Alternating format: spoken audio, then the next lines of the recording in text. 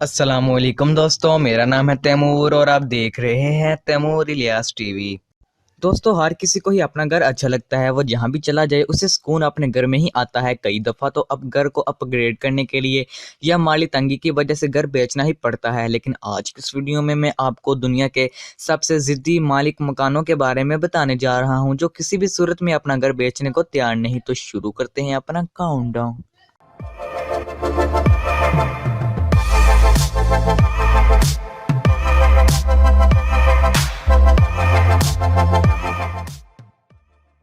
Number 5, fly over house.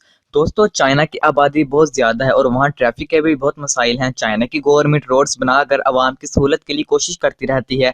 ये जो घर आप देख रहे हैं, इस घर के ऊपर रोड तामीर होना था, लेकिन इस घर में रहने वाली 3 फैमिलीज ने इसे बेचने से साफ साफ इनकार कर दिया और ये अपने घर बेचने के लिए किसी सूरत में भी तैयार ना हुए।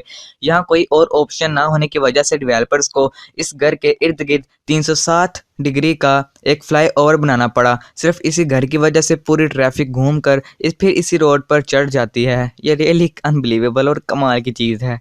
Number 4, house on road. दोस्तों, ये जो घर आप देख रहे हैं, ये हाईवे के बिल्कुल दरमियान में मौजूद है। इसकी वजह ये है कि इस हाईवे को बनाते वक्त एक बुजुर्ग ने अपने घर हुकूमत को बेचने से इनकार कर दिया। ये घर चाइना में मौजूद है और इस घर में इस शख्स की बीवी और वो खुद रहता है। इसका कहना था कि घर की कीमत बहुत कम मिल रही थी और ये घर बिल्कुल रोड के दरमियान में आ गया और ये 5 मंजिला घर एक अजूबा बनकर रह गया।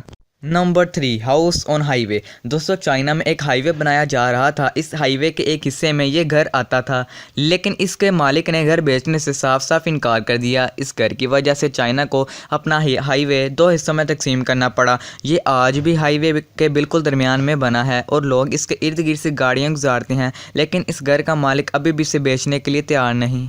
Number 2, young house. दोस्तों, इस घर को देखकर अब आप सोच रहे होंगे कि इस जगह पर भला कौन घर बनाना चाहेगा, लेकिन ये घर पहले प्लेन जगह पर ही बना हुआ था।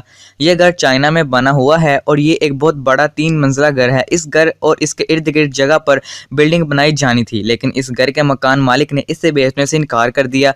गवर्नमेंट के लोगों ने 3 साल तक हाँ को समझाने की बहुत कोशिश की, लेकिन वो नहीं माना। बिल्डर्स ने इस जगह पर कुछ भी तामीर ना कर पाए क्योंकि जगह ही बहुत अजीब सी थी। तो इन्होंने इस घर के इर्द गिर्द मौजूद हर जगह पर घड़ा बना दिया, जिसकी वजह से यांग के घर का बिजली पानी का कनेक्शन भी कट गया।